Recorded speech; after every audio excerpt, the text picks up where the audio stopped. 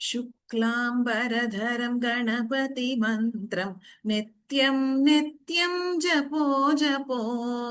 शुक्लाम्बरधरं गणपतिमन्त्रं नित्यं नित्यं जपो जपो। विघ्नविनायक विद्यास्थापक वीरगणपति भजो भजो। विघ्नविनायक विद्यास्थापक वीरगणपति भजो भजो। शुक्लाम्बरधरं गणपतिमन्त्रं नित्यं नित्यं जपो जपो। नित्यं नित्यं जपो जपो। हरे राम राम राम हरे हरे। हरे कृष्ण कृष्ण कृष्ण कृष्ण हरे हरे। हरे राम राम राम हरे हरे। हरे कृष्ण कृष्ण कृष्ण कृष्ण हरे हरे। हरे राम राम राम हरे हरे। हरे कृष्ण कृष्ण कृष्ण कृष्ण हरे हरे। राम राम हरे हरे। कृष्ण कृष्ण हरे हरे।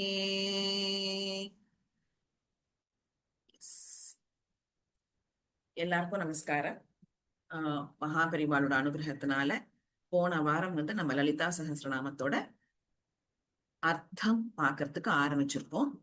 அதுல லாஸ்ட் வீக் நம்ம கம்ப்ளீட் பண்ண விஷயங்கள் என்ன அப்படின்னு பார்த்தாக்க, லலிதா திரிபுர சுந்தரி அப்படிங்கிறவ யாரு, அந்த அம்பாளோட அவதரிக்கை எப்படியாச்சு, எதுக்காக அவதரிக்கையாச்சு, இந்த லலிதா சகஸ்ரநாமம் அப்படிங்கிற இந்த அற்புதமான கிரந்தம் எப்படி உருவாச்சு, அப்படி உருவான அந்த கிரந்தம் நம்ம கைக்கு எப்படி வந்தது, அப்புறம் ஹயக்ரீவ சரித்திரம், ஹயக்ரீவ சுவாமி சரித்திரம், அதுக்கப்புறமா அகஸ்திய முனிவரோட சரித்திரம், அதெல்லாம் பார்த்தோம்.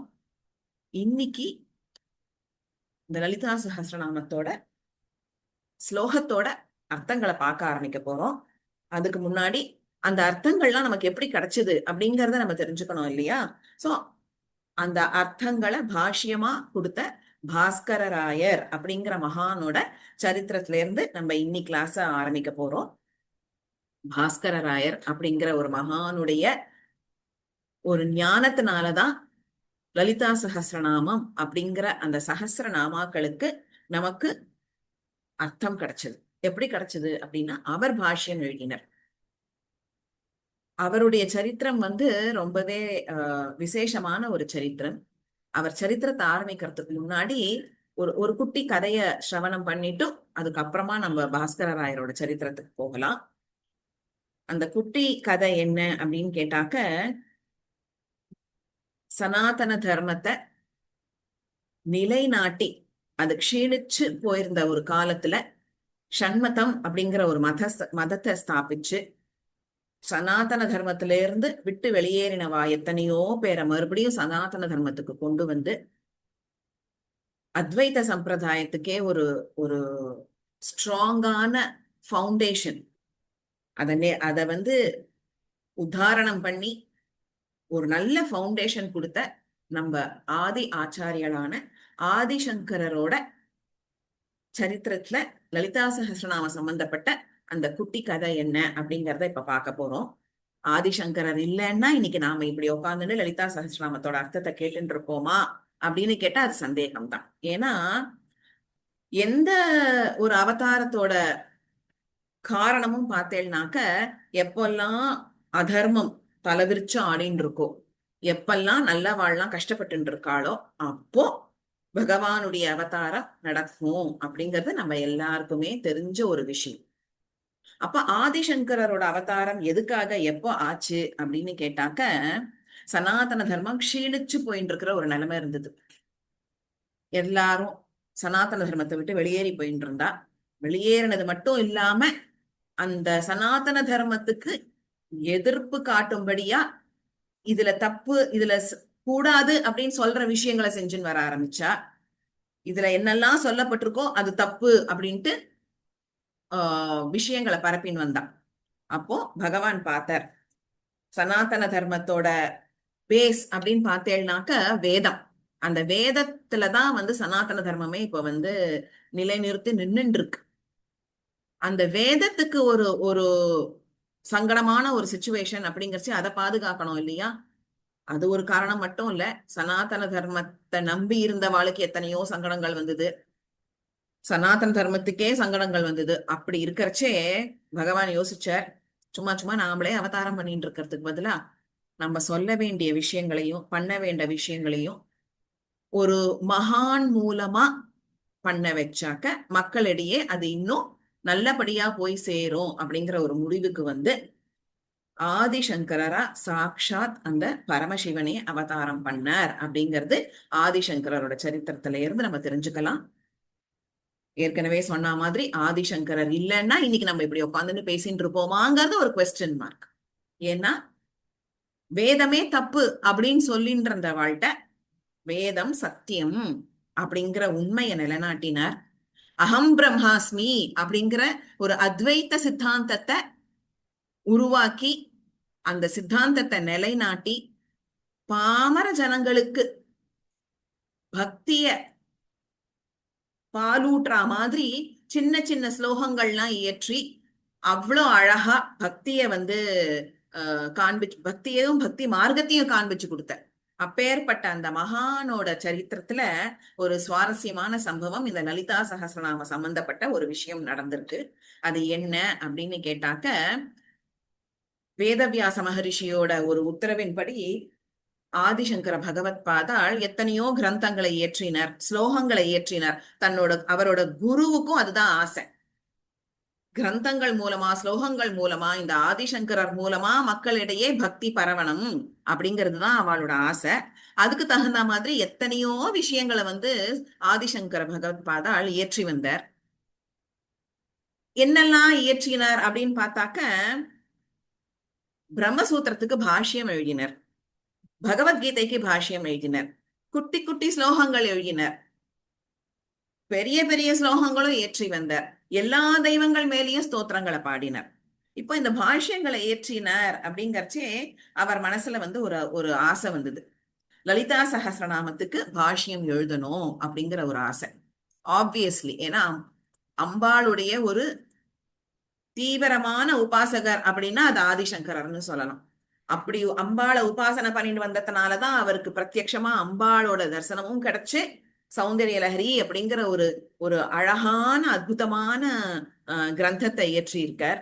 சோ அப்பேற்பட்ட அம்பாள் உபாசகருக்கு லலிதா சகஸ்ரநாமத்தோட பாஷ்யம் எழுதணும் அப்படிங்கிற ஆசை வந்ததுல எந்த ஒரு சர்ப்ரைஸும் கிடையாது. அப்ப அதை எழுதணும் அப்படின்னு முடிவு பண்ணப்போ என்ன பண்ணாராம், அவருடைய ஒரு சிஷ்யரை கூப்பிட்டு மூல கிரந்தத்தை போய் எடுத்துட்டு வா அப்படின்ட்டு அனுப்பி வைக்கிறார். அந்த அவருடைய அந்த கலெக்ஷன் ஆஃப் ஓலைச்சுவடிகள்ல இருந்து. அப்ப அந்த சிஷ்யன் என்ன பண்றான், போறான், ஒரு பஞ்ச் ஆஃப் ஓலைச்சுவடி எடுத்துன்னு கொடுக்கறான். அதை பிரிச்சு பார்த்தாக்க அது லலிதா சகஸ்ரநாமம் இல்ல, விஷ்ணு சகஸ்ரநாமம். அவர் சொல்றார், நான் உன்னை விஷ்ணு சகஸ்ரநாமம்க்கு தானே, விஷ்ணு சகஸ்ரநாமத்தை கேட்கல, லலிதா சகஸ்ரநாமத்தை தானே எடுத்துன்னு வர சொன்னேன், அதோட மூல கிரந்தத்தை தானே எடுத்துன்னு வர சொன்னேன், நீ மாத்தி எடுத்துன்னு வந்துட்டியேப்பா, போய் அதை வச்சுட்டு லலிதா சகஸ்ரநாமத்தை எடுத்துட்டு வா அப்படிங்கிறார். ஓ, தப்பா எடுத்துன்னு வந்துட்டோமோ நாம தான் அப்படின்னு சொல்லிட்டு மறுபடியும் போறான் அந்த சிஷ்யன். போய் திருப்பி எடுத்துட்டு வரான். எடுத்துன்னு வந்தது என்னன்னு பார்த்தா அது மறுபடியும் விஷ்ணு சகஸ்ரநாமமா இருக்கு. இந்த மாதிரி ஒரு வாட்டி 2 வாட்டியில 10 தடவை நடந்து போயிடுறது. பொறுமையா இருந்த ஆச்சாரியாள் கடைசியில பொறுமை இழந்து விடுற. என்னப்பா இது, நான் உனக்கு எத்தனை தடவை சொல்றது, லலிதா சகஸ்ரநாமத்தை எடுத்துட்டு வான்னா நீ மறுபடியும் மறுபடியும் விஷ்ணு சகஸ்ரநாமத்தையே எடுத்துட்டு வரையே அப்படின்ட்டு சொல்லவும் அந்த சிஷ்யன் அப்படியே அழ ஆரம்பிச்சுடுறான். என்ன அப்படின்னு பார்த்தாக்க, ஆச்சாரியாள்கிட்ட சொல்றான் அந்த சிஷ்யன், நீங்க சொல்லி அனுப்புறேன் லலிதா சகஸ்ரநாமத்தை கொண்டு வா அப்படின்னு சொல்லி அனுப்புறேன், நானும் அதைத்தான் எடுத்துன்னு வரணும்னு கரெக்டா எடுக்கிறேன். ஆனா அந்த அந்த அந்த சமயத்துல அந்த இடத்துல என்ன நடக்கிறதுன்னா, ஒரு சின்ன குழந்தை, பாலேவா இருக்கிற ஒரு சின்ன குழந்தை என்னை கூப்பிட்டு நான் எடுத்துன்னு வந்ததை வைக்க சொல்லிட்டு இந்த ஓலைச்சுவடியை தான் எடுத்து கையில கொடுக்கறா. நான் என்ன பண்றது? நானும் அந்த அந்த குழந்தைய பார்த்த அந்த க்ஷண நேரம் நான் என்ன பண்றேங்கிறதே என்ன மறந்து போய் அவ கொடுத்ததை அப்படியே எடுத்துன்னு வந்து உங்கள்கிட்ட கொடுத்துடுறேன். இது எதனால நடக்கிறது, ஏன் நடக்கிறதுன்னு எனக்கு ஒண்ணுமே புரியல ஆச்சாரியாலே அப்படின்ட்டு சொன்ன உடனே அப்போ ஆதிசங்கரருக்கு புரிஞ்சு போயிடுறது. இது அம்பாளுடைய லீலை தான். அம்பாளுடைய சித்தம் வேற என்னவோ. நாம விஷ்ணு சகஸ்ரநாம லலிதா சகஸ்ரநாமத்தோட பாஷ்யத்தை எழுதணும்னு நினைக்கிறோம். ஆனா அம்பாள் மறுபடியும் மறுபடியும் லலிதா சகஸ்ரநாமத்தை கொடுத்து அனுப்புறா, சாரி விஷ்ணு சகஸ்ரநாமத்தை கொடுத்து அனுப்புறா அப்படின்னு யோசிச்சுட்டு இருக்கறச்சே அவருக்கு ஒரு அசரீரி குரல் கேட்கறது. அஷரீரி, தமிழ்ல அசரீரின்னு சொல்லுவோம். அப்படின்னாக்க அஷரீரி, ஷரீரம் இல்லாத குரல், அதுதான் அஷரீரி. சோ அஷரீரி குரல் கேட்கறது. சங்கரா, நீ லலிதா சகஸ்ரநாமம், அதாவது என்னுடைய நாமங்களுக்கு பாஷ்யம் எழுதணும்ட்டு விருப்பப்படுற. ஆனா என்னுடைய விருப்பம் வேற. என்னோட நாமாக்களுக்கு பாஷ்யம் எழுதுறதுக்கு முன்னாடி எங்க அண்ணாவோட சகஸ்ரநாமங்களுக்கு நீ பாஷ்யத்தை எழுதணும். அது ஒரு விஷயம். ரெண்டாவது என்னன்னா, இந்த லலிதா சகஸ்ரநாமத்தோட பாஷ்யத்தை உருவாக்கணும், இயற்றணும் அப்படிங்கறதுக்காகவே பிற்காலத்துல ஒரு ஞானி, ஒரு மகான் அவதாரம் பண்ண போறார். சோ நான் அவருக்காக அதை ரிசர்வ் பண்ணி வச்சுட்டேன். நீ அவசரப்படாத. நீ என்னோட அண்ணாவினுடைய சகஸ்ரநாமங்களுக்கு பாஷ்யத்தை எழுதினாலே நான் அது எனக்கு எழுதினா மாதிரியே நினைச்சுன்னு நான் சந்தோஷப்படுவேன். முதல்ல அவருக்கு செய்ய வேண்டியதை முடிச்சுடு நீ அப்படின்ட்டு சொல்லி ஆதிசங்கரரை சமாதானப்படுத்தி அவரை விஷ்ணு சகஸ்ரநாமத்துக்கு பாஷ்யம் எழுதுறதுக்கு உத்தரவு கொடுக்கிறா அம்பாள். அம்பாள் உத்தரவை யாரால மீற முடியும்? அதனால ஆதிசங்கரரும் அப்படியே ப்ரொசீட் பண்ற. இது ஆதிசங்கரர் சரித்திரத்துல நடந்த ஒரு சின்ன சம்பவம். பிற்காலத்துல ஒரு மகான் அவதாரம் பண்ண போறார் அப்படிங்கிறதுக்கு ஒரு ப்ரெல்யூட் மாதிரி அம்பாள் முதல்லயே ஆதிசங்கரர் கிட்ட அந்த இன்ஃபர்மேஷனை சொல்லிடுறான். சோ ஆதிசங்கரர் அவதார காலத்துக்கு பிறகு பல வருஷங்கள் ஆயிடுறது. அதுக்கப்புறமா பாஸ்கர ராயரோட அவதாரம் நடக்கிறது. பாஸ்கர ராயர் யாரு அப்படின்னு கேட்டாக்க, ஒரு 1690 டு ஒரு 1785 இந்த காலத்துல பிறந்த ஒரு மகான், அம்பாளினுடைய பக்தர். மகாராஷ்டிர மாநிலத்துல பாகா அப்படிங்கிற ஒரு ஒரு ஸ்தலத்துல அவதாரம் பண்றார். அவருடைய அப்பாவின் பெயர் கம்பீர ராயர், அம்மாவினுடைய பெயர் கோணாம்பிகா. சோ கம்பீரராயர் கோணாம்பிகா அப்படிங்கிற தம்பதிக்கு பாஸ்கர ராயர் அவதாரம் பண்றார். எங்க அப்படின்னு கேட்டா மகாராஷ்டிர மாநிலத்துல இருக்கிற பாகாங்கிற ஒரு சின்ன ஊர்ல அவதாரம் பண்றார். சின்ன வயசுலயே பிறந்த உடனேயே ஒரு பெரிய ஞானி அவர் அப்படிங்கிறது நமக்கு தெரிய வருது. எப்படின்னு கேட்டா தன்னுடைய தகப்பனார் மூலமாவே அவருக்கு சரஸ்வதி மந்திரத்தினுடைய தீட்சை கிடைக்கிறது. அப்பாவே உபதேசம் பண்றார். அந்த சரஸ்வதி மந்திரத்தினுடைய உபதேசம் கிடைச்சதுனால அதை ஜபம் பண்ணியே சரஸ்வதியினுடைய சர்வ அனுகிரகத்தையும் அவருக்கு அவர் வாங்கிக்கிறார். அப்போ என்ன நடக்கிறது அப்படின்னு கேட்டாக்க, அம்பாள் மேல அவருக்கு ஈர்ப்பு ஏற்படுறது. அம்பாள் மேல ஈர்ப்பு ஏற்பட்டு பக்தியா மாறி அந்த பக்தி உபாசனை பண்ணும்படிக்கு அவருடைய ஒரு மனநிலை மேலோங்கி நிக்கிறது. காலங்கள் போக போக என்ன ஆகுது, அவருக்கு திருமணமும் ஆயிடுறது. திருமணம் ஆன உடனே மகாராஷ்டிரா மாநிலத்தில இருந்து சவுத் பக்கம் யாத்திரை பண்ணிட்டு வர. வந்த இடத்துல என்ன ஆறுது அப்படின்னு கேட்டா, அதுக்கு முன்னாடியே என்ன நடக்கிறதுனாக்க காசி கஷேத்திரத்துக்கு கிளம்புறார். அங்க என்ன அப்படின்னு கேட்டாக்க, காசி யூஸ்வலா நம்ம எப்படி சொல்லுவோம்னாக்க, அது ஒரு சனாதன தர்மத்துக்கு ஒரு ஸ்பிரிச்சுவல் ஹப் அப்படி சொல்லலாம். ஏன்னா நாட் ஓன்லி சனாதன தர்மத்துக்கு ஸ்பெசிபிக்கா, நாட் ஓன்லி ஃபார் சனாதன தர்மா, சனாதன தர்மத்திலிருந்து பிரிஞ்சு போன பல மதங்கள் இருந்தது. அந்த எல்லா மதங்களுக்குமே ஒரு ஒரு கனெக்டிங் பாயிண்டா காசி தான் இருந்தது. அந்த காசி கஷேத்திரத்துலதான் பல தர்மத்தை, பல மதத்தை சம்பந்தப்பட்டவா வரது போறது, அதை பத்தின டிபேட்ஸ் அங்கங்க நடக்கும், தர்க்கங்கள் அங்கங்க நடக்கும். அதுக்கப்புறமா வந்து உபன்யாசங்கள் நடக்கும். சோ அவாவா தன்னோட மதத்தை பரப்புறதுக்காக அந்த காசி கஷேத்திரத்தை தான் வந்து டார்கெட் பண்ணி அங்க இருக்கிற மக்களை தான் வந்து கவர் பண்ணுவாளாம். ஏன்னா வந்து அங்க இருக்கிற மக்களுக்கு வந்து ஞானமும் ரொம்ப ஜாஸ்தி, பக்தியும் ஜாஸ்தி. சோ அதுக்காக வந்து காசி கஷேத்திரத்துக்கு இந்த பாஸ்கர ராயரும் போறார். இதுக்கு நடுப்புல எத்தனையோ சம்பவங்கள் அவருடைய வாழ்க்கையில நடக்கிறது. நம்ம வந்து லலிதா சஹஸ்ரநாம சம்பந்தப்பட்ட விஷயங்களை மட்டும்தான் நம்ம வந்து பார்க்க போறோம். அவரோட சரித்திரத்தை ரொம்ப இன்டெப்த் பார்த்தோம்னாக்கா டைம் இருக்காது. அதனால ஷார்ட்டா சரித்திரத்தை சொல்லிட்டு நம்ம வந்து அப்படியே லலிதா சஹஸ்ரநாமத்தை கண்டினியூ பண்ணிக்கலாம். அப்போ வந்து அவருடைய குரு வந்து கங்காதர வாஜ்பாயி அப்படிங்கிற ஒரு பண்டிதர். அவர்கிட்ட தான் அவர் வந்து முக்காவாசி விஷயங்களை வந்து கத்துண்டார். அதுக்கப்புறமா தேவி பாகவதம், தேவி மகாத்மியம் இதெல்லாத்தையுமே வந்து தானும் படிச்சுட்டு இதை மத்தவாளுக்கும் சொல்லி கொடுக்க ஆரம்பிச்சார். அதுக்கப்புறம் வந்து என்ன பண்றாரு அப்படின்னாக்கா, அங்க இருந்து அதாவது அந்த வடக்கு பகுதியிலேருந்து இங்க சவுத் சைடுக்கு யாத்திரை பண்ணிட்டு வர வந்த இடத்துல வந்து என்ன அப்படின்னு கேட்டாக்க, தஞ்சாவூர் மகாராஜா அவருடைய அரசபையில அவருக்கு ஒரு இடம் கிடைக்கிறதுனா மகாராஜா வந்து அவரை மரியாதை பண்ணி அவரை அந்த தன்னோட அரசபையிலேயே வந்து இருக்க சொல்றார். அது மட்டும் இல்லாம அவருக்கு வந்து திருவாலங்காடு அப்படிங்கிற ஒரு குட்டி கிராமத்தையும் வந்து அன்பளிப்பா கொடுக்குறாராம் அவரோட ஞானத்தை பாராட்டி. அந்த மாதிரி அன்பளிப்பா கொடுத்து அவர் அந்த திருவாலங்காடு காட்டுல இருக்கிற ஒரு குட்டி ஆறு, அந்த ஆறுக்கு அந்த பக்க கரையிலேயே வந்து ஒரு சின்ன அக்ரஹாரத்துல வாழ்ந்து வந்தார்.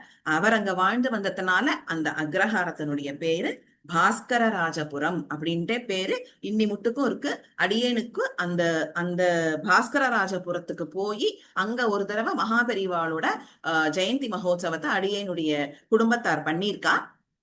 சோ அந்த பாஸ்கர ராஜபுரத்துக்கும் அங்க போய் மகாபெரிவாளை ஆராதனம் பண்றதுக்கான ஒரு சந்தர்ப்பம், அந்த பாக்கியம் அடியனுக்கு கிடைச்சிருக்கு. எதுக்கு சொல்ல வரேன்னா, அந்த பாஸ்கர ராஜபுரம்ங்கிறது இன்னி முட்டுக்கும் இருக்கிற ஒரு க்ஷேத்திரம், அதுக்காக சொல்ல வரேன். சோ அந்த மாதிரி அவர் அங்க வாழ்ந்து வந்து அவர் சித்தியார போது அவருக்கு வயசு 95. இதுதான் அவருடைய ஒரு சிம்பிளான சரித்திரம். இப்போ லலிதா சஹஸ்ரநாம சம்பந்தப்பட்ட அவருடைய வாழ்க்கையில நடந்த ஒரு 2-3 சம்பவங்களை நம்ம வந்து ஒரு ஒரு இன்சிடென்ட்டை வந்து ஃபர்ஸ்ட் சிரவணம் பண்ணிட்டு அடுத்த இதுக்கு போயிடலாம் நம்ம. சோ இவர் வந்து வாழ்ந்து வந்த நேரத்துல எப்பொழுதுமே எப்படின்னாக்கா ரொம்ப ஒரு மகானா இருக்கா இல்ல ஞானியா இருக்கான்னா அவளுக்கு வந்து எதிரிகள் நிறைய இருப்பான். ஏன்னா ஞானத்துல வந்து யாரு ரொம்ப வசந்து இருக்காளோ அவளுக்கு எதிர்ப்பு காமிக்கிறவாளுக்கு ஒரு இன்செக்யூரிட்டி ஃபீலிங் வந்துடும். அதனால இவாளை எப்ப நம்ம கவுக்கலாம், எப்ப இவாளை நம்ம வந்து மட்டம் தட்டலாம் அப்படின்னே அவன் மைண்ட்ல ஓடின்னு இருக்கும். அதுக்கு வந்து இது வந்து சங்கரர் காலத்துல இருந்து நடந்துட்டு வர விஷயம். And Bhaskara Rayar was no exception. So அவருடைய சமயத்திலையும் வந்து அவரை வந்து பின்தள்ளுறதுக்காக எத்தனையோ பேர் குரூப்பா கூட்டம் சேர்ந்துண்டு கூட்டணி அமைச்சுண்டு அவரை வந்து மட்டம் தட்டி இன்சல்ட் பண்ணி இவருக்கு இருக்கிற ஞானம் வந்து ஒன்னும் பெருசு கிடையாது, இவர் ஒரு சாதாரண ஆளுதான்ட்டு ப்ரூவ் பண்றதுக்காக எத்தனையோ சம்பவங்கள் நடந்தது. அதுல ஒரு சம்பவத்தினாலதான் வந்து அவருடைய பிரபாவம் வந்து மக்களுக்கு தெரிய வந்தது. அது என்ன அப்படின்னு கேட்டாக்க, ஒருத்தரோட ஞானத்தை அந்த காலத்துல எல்லாம் எப்படி டெஸ்ட் பண்ணுவா அப்படின்னா, அவருக்கு அந்த சப்ஜெக்ட்ல அவர் எவ்வளவு ஸ்ட்ராங்கா இருக்கார், அவருடைய நாலேஜ் எவ்வளவு டீப்பா இருக்கு அப்படிங்கறத வச்சுதான் டெஸ்ட் பண்ணுவான். ஸோ குவெஸ்டின் செஷன்ஸ் இருக்கும். அதுக்கப்புறம் வந்து தர்க்கம் பண்ண வேண்டி வரும், வாத விவாதம் பண்ண வேண்டி வரும். அந்த மாதிரி இவரை வந்து எல்லாரும், அதாவது ஒரு சைட்ல இவர் மட்டும் இருப்பார், அவரை எதிர்த்தவா எல்லாம் எத்தனையோ பண்டிதர்கள்லாம் இன்னொரு சைடு.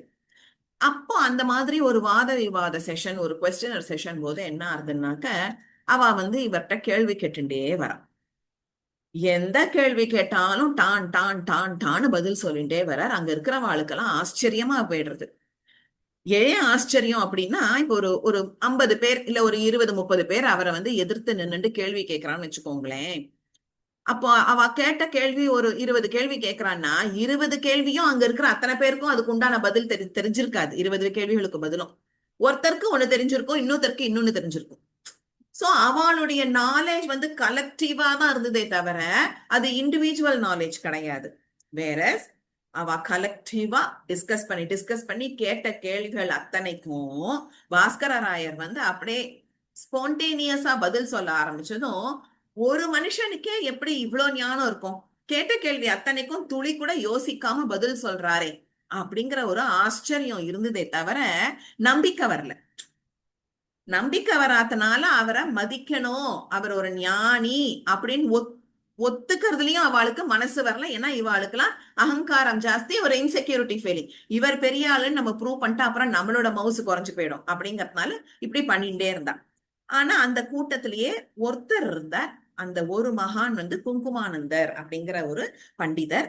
அவர் எப்பேற்பட்டவர் அப்படின்னா, எகெயின் அம்பாள் உபாசகர். அந்த அம்பாள் உபாசகர் வந்து அவர் எந்த அளவுக்கு அம்பாளை உபாசனை பண்ணார், எந்த அளவுக்கு அம்பாள் மேல பக்தி செலுத்தினார் அப்படின்னு பார்த்தாக்க, அவர் அவர் வந்து அப்படி விபூதிய தொட்டு தனக்கு தரிச்சுண்டார்னா அது உடனே குங்குமமா மாறிடுமா. சோ அத அவர் விபூதியே தொட்டா கூட அது குங்குமமா மாறி போயிடும். அந்த அளவுக்கு அம்பாளுக்கு அவர் மேல ஒரு பிரீத்தி.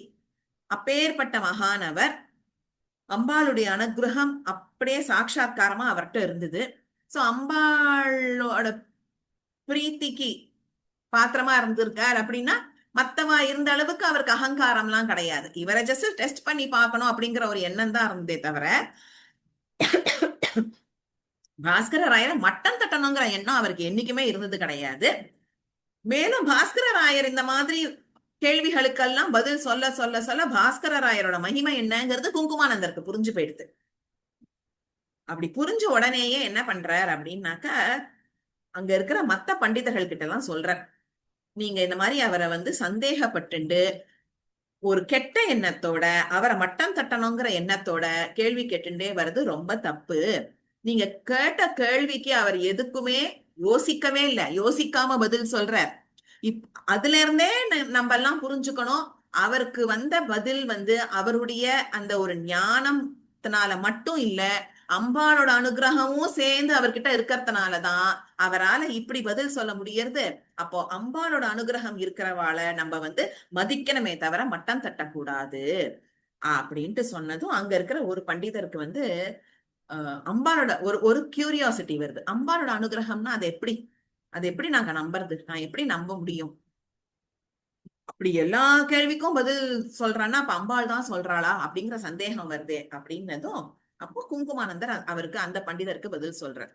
ஆக்சுவலி நடக்கிறது என்னன்னா, கேட்ட கேள்விகள் அத்தனைக்கும் பாஸ்கர ராயர் தன்னோட ஞானத்தினால பதில் சொல்றாருங்கிற உண்மை ஒரு பக்கம் இருந்தா கூட, அந்த ஞானத்தை இன்ஸ்டன்டா அனுகிரகம் பண்றது அம்பாள் தான். அதுவும் எப்படி அனுகிரகம் பண்றான்னா, அவர் இப்படி உக்காண்டு இருக்காருன்னா அவர் தோள் மேலேயே அம்பாள் உக்காந்துட்டு இருக்கா, தோள் மேல உக்காந்துட்டு அவர் காது கிட்ட சொல்லிட்டு இருக்கா, அந்த காட்சி எனக்கு பிரத்யட்சமா தெரியறது அப்படின்னு சொன்னதும், அந்த டவுட் கேட்ட அந்த பண்டிதர் ஸ்தம்பிச்சு போயிடுறார்.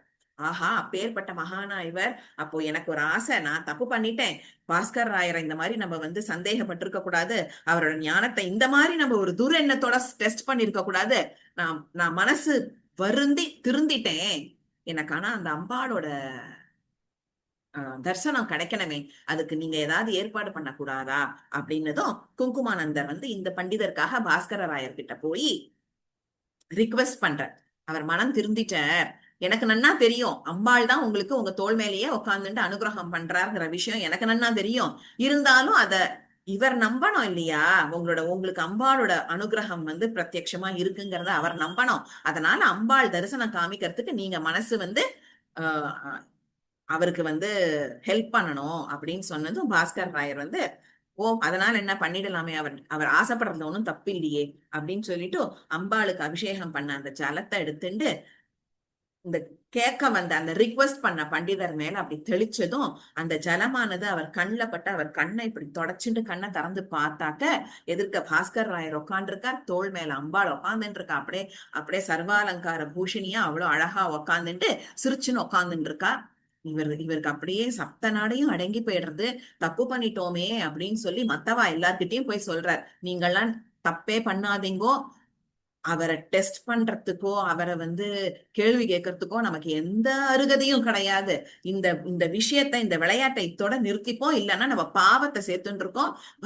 பாகவத அபச்சாரம் ரொம்பவே மகா பாவம், அதை நம்ம பண்ணக்கூடாது, இத்தோட நிறுத்திக்கோங்க அப்படின்னு சொன்னதும் மத்தவாளுக்கும் அப்பதான் புரியுது. இது எதனால புரியுது அப்படின்னா, இப்ப குங்குமானந்தரோ இல்ல பாஸ்கர ராயரே ஸ்வயம் அவரே சொல்றான்னு வச்சுக்கோங்க, எனக்கு அம்பாள் தான் அனுகிரகம் பண்றா, அம்பாள் தான் இந்த கேள்விகளுக்கெல்லாம் பதில் சொல்றா அப்படின்ட்டு சொல்லியிருந்தா யார் நம்பியிருப்பா? சோ அந்த எனிமி குரூப்ல இருந்து ஒருத்தருக்கு இந்த அனுபவம் கிடைச்சது, இந்த திவ்ய அனுபவம் அம்பாளோட அனுகிரகத்தினால கிடைச்சது, அம்பாளோட தரிசனமும் கிடைச்சு அவர் போய் சொன்னதுனால அந்த கூட்டத்துல இருந்த எதிர் கூட்டத்துல இருந்த எல்லாருக்கும் நம்பிக்கை வருது. பாஸ்கர ராயர் ஒரு மகான் தான், பரம ஞானி தான், அவர் ஞானத்தினுடைய ஒரு காரணம் என்னன்னா அம்பாள் தான் அப்படின்ட்டு நம்பி சாஷ்டாங்கமா பாஸ்கர் ராயர் கால்ல விழுந்து நமஸ்காரம் பண்றான்.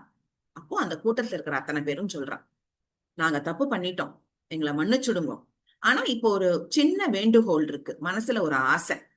இத்தனை நேரம் நாங்க உங்ககிட்ட கேட்ட கேள்வி எல்லாம் எப்படி அப்படின்னு கேட்டாக்க, எங்களுக்கு என்னெல்லாம் தெரியுமோ அதை வச்சு நான் உங்கள்கிட்ட கேள்வி கேட்டோம். எங்களுக்கு தெரியாத விஷயத்த எங்களால கேள்வியே கேட்க முடியாது, ஏன்னா விஷயமே தெரியாது, அப்புறம் தானே அதுல கேள்வி கேட்க முடியும். அதுக்கு நீங்க ஒரு பதில் சொன்னா அது கரெக்டா தப்பான்னு எங்களால யோசிக்க முடியும். சோ எங்களுக்கு என்ன தெரியுமோ அதை வச்சுட்டு தான் நாங்க கேள்வி கேட்டிருக்கோம். இப்போ எங்களுக்கு ஒரு சின்ன வேண்டுகோள் என்ன அப்படின்னா, எங்க இத்தனை பேருக்கும் தெரியாத விஷயம், தெரியாத விஷயம் மட்டும் இல்ல, நீங்க அந்த அந்த அந்த ஒரு விஷயமானது எந்த கிரந்தத்திலையும் இருக்கக்கூடாது, எந்த கிரந்தத்திலையும் இல்லாத எங்களுக்கெல்லாம் தெரியாத ஒரு விஷயத்த எங்களுக்கு நீங்க இப்போ விவரமா சொல்லி அனுகிரகம் பண்ணணும் அப்படின்னு கேக்குறார். இது என்னடா இது வம்பா போச்சு, பாஸ்கர் ராயர் யோசிக்கிறார். தெரியாத விஷயம்னா உங்களுக்கு என்ன தெரியாதுன்ட்டு நான் எப்படி முடிவுக்கு வருது? அதுக்கு உங்களுக்கு ஒரு விஷயம் தெரியாதுங்கிறத நான் சொல்ல முடியாதே அப்படிங்கிறார். அப்போ அந்த கூட்டத்துல அவ எல்லாரும் சரி இதுக்கு நாங்களே ஒரு முடிவு கட்டுறோம் அப்படின்னு சொல்லிட்டு அவ எல்லாரும் கலந்து பேசி, எந்த ஒரு கிரந்தத்திலையும் இல்லாத இந்த பர்டிகுலர் விஷயத்துக்கு எங்கேயுமே தேடினாலும் கிடைக்காது அப்படிங்கிற மாதிரி விளக்கம் எங்கேயுமே சொல்லப்படல, கொடுக்கப்படல. அப்படியான ஒரு விஷயத்த கலந்து ஆலோசனை பண்ணி ஒரு கேள்வியை கேட்கிறார். அது என்ன கேள்வி அப்படிங்கிறது தான் இந்த லலிதா சகஸ்ரநாமத்துல சம்பந்தப்பட்ட ஒரு ஒரு ஸ்லோகம், ஒரு நாமம். அது என்ன அப்படின்னாக்க, மகா சதுஷ்டி கோடி கணசேவிதா அப்படிங்கிற ஒரு நாமம். ஸ்லோகத்தினுடைய நம்பர் 58. 58வது ஸ்லோகம் சதுஷ்டுபசாராட்யா சதுஷ்டி கலாமயி மகா சதுஷ்டி கோட்டி யோகினி கணசேவிதா. இதுதான் ஸ்லோகம். இதுல வர நாமா மகா சதுஷ்டி கோட்டி யோகினி, இதான் கணசேவிதா. சோ இதோட அர்த்தம் சம்ஸ்கிருதம் தெரிஞ்சவா எல்லாருக்குமே தெரியும், அந்த பண்டிதர்களுக்கு கட்டாயம் தெரியும். சோ என்ன, அம்பாளானவள் இந்த 640 கோடி கண சேவிதா அப்படின்னா தேவிகள்னால வணங்கப்பட்டவள் அப்படின்ட்டு அந்த நாமாவினுடைய அர்த்தம்.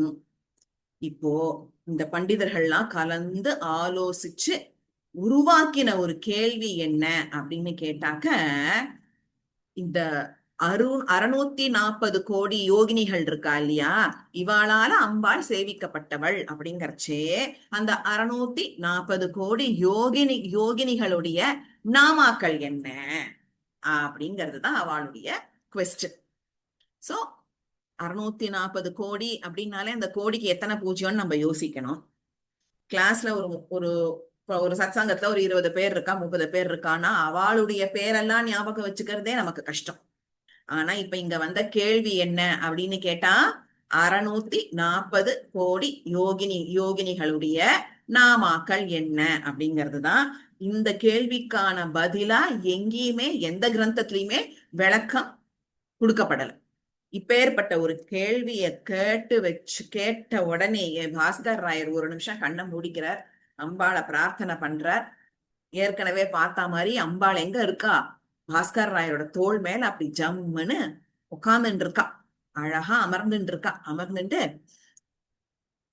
அவளுடைய அனுகிரகம் அப்படியே பாஸ்கர் ராயருக்கு கிடைக்கிறது. கமான் ஸ்டார்ட், எல்லாரும் பேப்பர் பேனா எடுத்துக்கோங்க, நாமாவை நான் சொல்லிண்டே வரேன், எழுதிண்டே வாங்கோங்கிறார். சொல்லிண்டே வர நிக்க மாட்டேங்கிறது. எப்படி நிக்கும்? 640 கோடி நாமாக்கள்னா சும்மாவா? 10 நாமா எழுதலாம், 20 நாமா எழுதலாம், 100 எழுதலாம், 1000 எழுதலாம், 10,000 எழுதலாம். எத்தனை எழுத முடியும்? எழுதினவாளுக்கு கைய வலிக்கிறது. கைய இவர் பாக்குற கை வலிக்கிறதோ இல்லையோ, கேள்வின்னு ஒண்ணு கேட்டுட்டாள், அம்பாள ஆரம்பிச்சுட்டா. அவ எப்ப நிறுத்துறாளோ அப்பதான் நான் சொல்லி முடிக்க முடியும் அப்படின்னு சொல்லி அந்த நாமாக்கள் அத்தனையும் சொல்லி அந்த யோகினிகளுடைய நாமாக்களை வந்து பாராயணமா பண்ணி அவள்லாம் வந்து அத சிரவணம் பண்ணி பேரானந்தம் அடையறா. இப்படியாக பாஸ்கரராயரோட சரித்திரத்துல நடந்த இந்த குட்டி சம்பவத்தில இருந்து என்ன தெரிய வருது அப்படின்னாக்க, ஏற்கனவே ஆதிசங்கரருக்கு அம்பாள் சொன்ன மாதிரி அந்த லலிதா சகஸ்ரநாமத்தினுடைய பாஷ்யத்தை எழுதுறதுக்கு பிற்காலத்துல ஒரு மகான் பிறப்பார் அப்படின்ட்டு அம்பாளினுடைய ஒரு வாசகம். அதுக்கு ஏத்த மாதிரி இந்த பாஸ்கரராயர் அப்படிங்கிறவர் அவதாரம் பண்ணி இந்த சகஸ்ரநாமத்தினுடைய லலிதா சகஸ்ரநாமத்தினுடைய பாஷ்யத்தை, அதாவது நாமாக்களினுடைய வியாக்கியானத்தை எழுதுறதுக்கு இவருக்கு தான் தகுதி அப்படிங்கிற மாதிரி அம்பாள் முடிவு பண்ணி இவரை தன்னுடைய அனுகிரகத்தினால அந்த நாமாக்களுக்கு விளக்கத்தை, வியாக்கியானத்தை எழுத வைக்கிறான். இப்ப பாஷ்யம் அப்படின்னா என்ன? மகான்கள்லாம் வந்து சொல்லி வச்ச வியாக்கியானத்தின் படிதான் எந்த ஒரு கிரந்தத்துக்குமே இப்போ நாமெல்லாம் அதை படிச்சு தெரிஞ்சு கேட்டு ஒரு கிரந்தத்தினுடைய அர்த்தத்தை அனுபவிக்கும். இப்ப நான் ஒரு பாவார்த்தத்தை சொல்றேன்னா, என்னுடைய குரு எனக்கு சொன்னது, நான் ஒரு 10 புஸ்தகத்தை படிப்பேன், ஒரு 10 உபன்யாசத்தை கேட்பேன், கேட்டு எல்லாத்தையும் கலெக்டிவா ஞாபகம் வச்சுட்டு அடியே எனக்கு தெரிஞ்சதை எல்லார்கிட்டையும் ஷேர் பண்ணிக்கிறேன். பட் பாஷ்யம் அப்படிங்கிறது அந்த நாமாக்கு வெறும் அர்த்தம் மட்டும் இல்லை. ஏன்னா வெறும் அர்த்தம்ங்கிறது சம்ஸ்கிருதம் தெரிஞ்சவா யார் வேணா சொல்லலாம். உள்ளர்த்தம், தத்துவார்த்தம் இருக்கு பத்தேளா, வியாக்கியானமா சொல்லணும். அதுதான் பாஷ்யம். சம்ஸ்கிருதத்திலேயே எழுதியிருப்பா. இப்ப ஆச்சாரியால் பார்த்தேன்னாக்க பகவத்கீதைக்கு பாஷ்யம் எழுதியிருக்கார், பிரம்மசூத்திரத்துக்கு பாஷ்யம் எழுதியிருக்கார், விஷ்ணு சகஸ்ரநாமத்துக்கு பாஷ்யம் எழுதியிருக்கார் இல்லையா? அப்ப பாஷ்யம்ங்கிறது என்ன? ஒரு பர்டிகுலர் டேர்மை எடுத்துண்டு, ஒரு பர்டிகுலர் வார்த்தையை எடுத்துண்டு அந்த வார்த்தைக்கு முதல்ல அர்த்தம் என்ன, ஃபர்ஸ்ட் அந்த அர்த்தத்துக்கான உள்ளர்த்தம் என்ன, தத்துவார்த்தம் என்ன அப்படிங்கிறத விளக்கணும். அப்ப அந்த உள்ளர்த்தத்தையும் தத்துவார்த்தத்தையும் வியாக்கியானம் கொடுக்கறச்சே அவளால எப்படி அதை எழுத முடியும் அப்படின்னு கேட்டா, பகவத் கிருப்பை இல்லைன்னா அதை எழுத முடியாது, முதல் விஷயம். ரெண்டாவது விஷயம், இந்த மாதிரி பாஷ்யங்கள்லாம் எழுதுறச்சே, வியாக்கியானம் எழுதுறச்சே ஒரு ஒரு பேஸ் மெட்டீரியல் இருக்கணும். சும்மா எதையோ எல்லாராலையும் எழுத முடியாது, கரெக்டா? மகானா இருந்தா கூட அவளுடைய ஒரு தன்னடக்கத்தை பாருங்க. ஒரு ப்ரூஃப் இல்லாத அந்த பாஷ்யம், அந்த வியாக்கியானத்தை கொடுக்க முடியாது. சோ அவ எல்லாருக்குமே முக்காவாசி விஷயங்களுக்கு, முக்காவாசி இல்ல எல்லா விஷயங்களுக்குமே பிரமாணம் என்ன அப்படின்னு கேட்டாக்க வேதம், சாஸ்திரம், மத்த புராணங்கள், இதுல இருந்துதான் ஒரு ப்ரூஃப் எடுத்துண்டு இந்த விஷயத்துக்கு இதுதான் உள்ளர்த்தம், ஏன்னா இந்த இடத்துல இந்த மாதிரி சொல்லப்பட்டிருக்கு அப்படின்ட்டு பாஷ்யங்களை எழுதுவான். அப்போ அந்த மாதிரி லலிதா சகஸ்ரநாமத்துக்கு பாஷ்யம் எழுதியிருக்கார் பாஸ்கரராயர். எதுல பாஷ்யம் எழுதியிருக்கார் அப்படின்னு கேட்டாக்க, சௌபாகிய பாஸ்கரம் அப்படிங்கிற ஒரு கிரந்தத்துல லலிதா சகஸ்ரநாமத்திலே, அதாவது அந்த சகஸ்ர நாமங்களுக்கும் வியாக்கியானத்தை கொடுத்து நமக்கெல்லாம் அனுகிரகம் பண்ணியிருக்க. இப்பேற்பட்ட அந்த பாஸ்கரராயரோட சரித்திரம் வந்து இன்னும் டீடைல்டு ஹிஸ்டரி இருக்கு. பட் நாம வந்து மேலோட்டமா தான் பார்த்திருக்கோம். பிளஸ் லலிதா சகஸ்ரநாமத்தை சம்பந்தப்பட்ட அவர் வாழ்க்கையில நடந்த சம்பவத்தை மட்டும்தான் பார்த்திருக்கோம். எதனால் அவர் பாஷ்யம் எழுதினார், எப்படி அவருக்கு, அதாவது எதனால எழுதினார் அப்படிங்கறத விட அவர் பாஷ்யம் எழுதுறதுக்கான ஒரு ஒரு ஒரு மூல காரணம் என்ன அப்படிங்கறது நாம இப்ப கேட்ட இந்த சரித்திரத்துல இருந்து நமக்கு புரிய வருது. அதே மாதிரி இன்னொரு சரித்திரமும் இருக்கு. அதாவது ஓகே, அதை நான் ஒரு தடவை ரெஃபர் பண்ணிட்டு அடுத்த கிளாஸ் சொல்றேன். சோ இன்னொரு சரித்திரமும் இருக்கு. அதாவது அவர் அவர் நான் இது அந்த சரித்திரம் எப்ப நடந்தது அப்படின்னு கேட்டாக்க, அவர் நாமாக்களுக்கு பாஷ்யங்களை எழுத ஆரம்பிச்சுட்டார். சோ அவர் எழுதின நாமாக்களுக்கு அந்த பாஷ்யம் வந்து அந்த வியாக்கியானம் வந்து கரெக்டா தப்பா அப்படிங்கறது எத்தனையோ பேருக்கு மறுபடியும் ஒரு சந்தேகம் வரலாம். அம்பாளே சாக்ஷாத் அவர் எழுதுறது அல்டிமேட் ட்ரூத், அதுக்கு நோ அப்பீல் அப்படிங்கிறதுக்கு ஒரு ப்ரூஃபா ஒரு ஒரு குட்டி கதை அவரோட வாழ்க்கையில நடந்தது. அது என்னங்கிறத நம்ம அடுத்த கிளாஸ் பார்க்கலாம். ஓகேவா? சோ இதுதான் பாஷ்யம் எழுதின பாஸ்கர ராயரோட ஒரு ஒரு சிம்பிள் சரித்திரம். இன்னைக்கு பெரியவா கிருபையோட தியான ஸ்லோகத்தை நம்ம வந்து தியான ஸ்லோகங்களோட அர்த்தத்தை பார்த்துடலாம். அர்த்தத்தை பார்க்கறதுக்கு முன்னாடி ஏன் அர்த்தத்தை பார்க்கணும் அப்படிங்கிறதுக்கு மகாபரிவாலே ஸ்வயமா சொன்ன ஒரு ஒரு ஒரு விளக்கம் இருக்கு. என்ன அப்படின்னு கேட்டாக்க, இப்போ நம்ம ஆண்கள் எல்லாம் வந்து இரும்பு பெட்டி ஒண்ணு வச்சிருப்பா. இன்வேரியபிளி நிறைய பேராத்துல இருக்கும். அதுக்குள்ள வந்து அந்த காலத்துல அவ மூதாதையர்கள் கொள்ளு தாத்தா கொள்ளு பாட்டி, எள்ளு தாத்தா எள்ளு பாட்டி அவ யூஸ் பண்ண விஷயங்களோ ஏதோ அதுல ஏதாவது ஒண்ணு இருக்கும். அது ஒரு பொக்கிஷமா நம்ம வந்து பாதுகாத்துட்டு வரோம்.